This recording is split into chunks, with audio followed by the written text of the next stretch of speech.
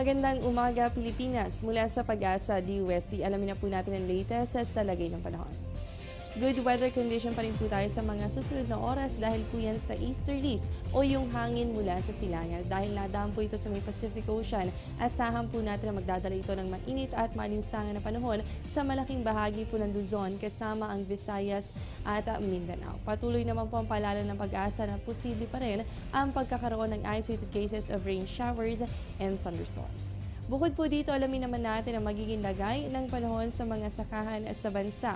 Base po sa farm weather forecast ng Pag-asa, fair weather condition tayo sa mga susunod na oras. So ang upland farm natin ay nasa 17 to 24 degrees Celsius at ang lowland farms ay nasa 25 to 34 degrees Celsius. Sa ating relative humidity, yan po ay nasa pagitan naman ng 45 to 85% at ang lipuetas po natin magtatagal yan ng hanggang 4 na oras. Magbabalik pa po ang Panahon TV matapos ang isang paalala. We cover the lives of all the people. The news that you read comes alive in each page. We are committed to make your lives better. We're going strong because of you. Cebu Daily News. Cebu Daily News.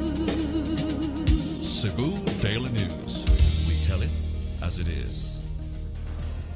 Ngayong panahon ng tag-init, isa po sa pangamba nating lahat ay ang kakulangan sa tubig. Pero may mga paraan naman para tayo ay makapagtipid. Una po dito, ayusin kaagad ang mga sirang gripo. Yan po ay para maiwasan ang pagtagas ng tubig at ang pag-aaksaya nito.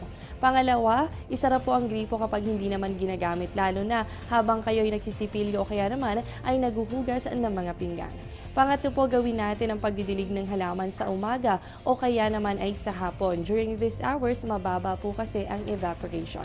At panghuli, kung gagamit naman po kayo ng washing machine, siguraduhin po na full load o marami po kayong lalaban. Yan ay para maiwasan na rin po natin ang pag-aaksaya ng tubig.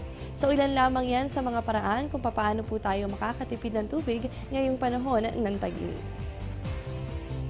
Yan muna ang latest mula dito sa Pag-asa DUST. Manatiling nakatutok sa Panahon TV kung saan walang pinipiling panahon ang pagbibigay impormasyon. Ako po ang inyong nakasama, ang inyong weather body, Jessie Basco. Magandang umaga sa inyong lahat.